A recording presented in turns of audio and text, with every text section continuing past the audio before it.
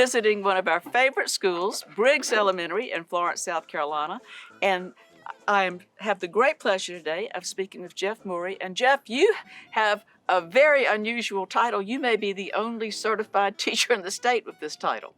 Well, I'm the farm to school instructor at Briggs, but I'm also the farm to school coordinator for the district here in Florence. Which has, I think, was a new position created.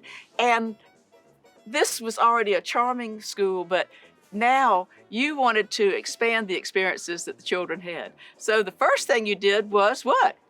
Well, we started off with chickens. Of course. And then we added bees. You can't hug a bee. And then secretly, I have always been interested in goats. And I just knew that we had kids that needed something to love and wrap their arms around and engage with. And so more so than a chicken. More so than a chicken or a bee. And so we brought these two. This is Jolly. This is our male. And they arrived a little over a year ago, and about the end of October, 1st of November, they're dwarf Nigerian goats, and they have brought us so much joy. I never thought I could be as attached to a goat as I am these two creatures. They have tremendous character and great intelligence. I'll tell you a story, Jeff. I was at a small ruminant workshop, and they said, you have to really have security for goats. They could open almost any gate. And they left me in with the goats, and I couldn't get the darn gate open. They had to come and open the gate for me. They are very curious and inquisitive, and a perfect thing, I think, for your children, because they don't get tired of interacting with the children, do they? No, but they don't, except I think Holly is sitting over there in the corner. She's taking a siesta in the corner with some sun. She's our female. The other thing that's just amazing about these goats is that they've never had a bath. And so I tell people when they say, why goats? And I was like, well, you have to bathe a dog, but they don't smell. They don't. And they're just, they love attention. So if y'all weren't here and I walked out a door down the way, they would immediately start crying. So they haven't cried for the past hour, but normally they're just constantly crying, wanting attention, wanting more and more. Well, and I think I spoke with some of the mothers about the program, and they said that they've noticed that their children are so much more willing to try new activities and adventure, that instead of just being, even some of the very shy children, because everybody's saying, well, I guess if they're all eating kale, I'm going to eat kale. I guess if they're all using a chopstick, I'm going to try to use a chopstick. If they're all holding a chicken.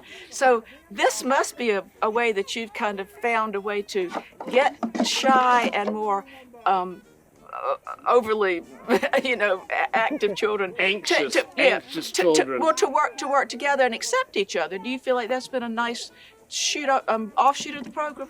It's been wonderful.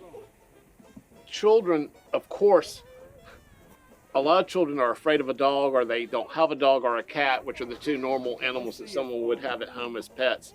But when they come in here and they get to engage with the goats, and they touch them for the very first time, and they say, oh my gosh, they're so soft and they're so friendly. They just really are. And the goat pen has become another centerpiece for this entire school and neighborhood. So in the afternoons, you can see sometimes 5 or 6 different families gathered up around the pen, talking to Holly and Jolly and just spending time with them. So the great thing is they're never alone, so much so that they're really spoiled. The parents have told me that they have met neighbors with whom, they lived maybe 4 or 5 houses apart, that this has been almost, especially during this time, being outdoors, people have come and this has been their social outlet, and they have made friends and expanded their relationships in ways that will probably carry on for years. And even children who aren't associated with the school come it's been a community gathering place. Our school, Briggs, has been here since the 1950s, and we're an old school, an old building. And I'm a huge supporter and believer that new doesn't equate better or being the best. So we have an old school, but this school has so much more that most schools don't have. I mean, we have vegetables growing, we have livestock, we have chickens, I collect eggs. Composting from the cafeteria. Composting, which we had to put on hold this year I understand. due to COVID. And hopefully next year, once everything gets back to normal, we will have that up and running again. But it really is a gathering place for the neighborhood. And one of the children goes to a daycare, and he had to dress up as an animal the other day. And so he wore his goat horns. I think I bought some goat horns to give the kids, and he had a pair. So he wore them to his pre-kindergarten school, and the kids were all sort of picking at him going, "What is that? Why are you wearing goat ears?" And they said, "For Holly and Jolly." Well, they didn't know anything about But Holly. by the end of the day, they didn't did. know. And so Smith was like, he was getting anxious and upset that the kids were like, they didn't have a clue. And so I sent his teacher a message, and I said, "You need to tell your parents that everyone's welcome to come and visit Holly and Jolly." And she said, "We didn't even know y'all had goats over there." And I was interested. We had some little tiny children in here, and although the goats were kind of running roughshod a little bit, no one was hurt. The goats weren't being aggressive. They just kind of got their way. Right. I think that's a good way to put it. They're very in tune to the kids. I guess, you know, they're short in stature, and a lot of our kids are equally as short in stature. So they sort of feel that they're at peace and at one with the little kids. It's amazing that the kids that come in here, they really, 98% of them come in with no fear. They're just eager to get in here and interact with the goats. Many of them, I think, come back in the evening.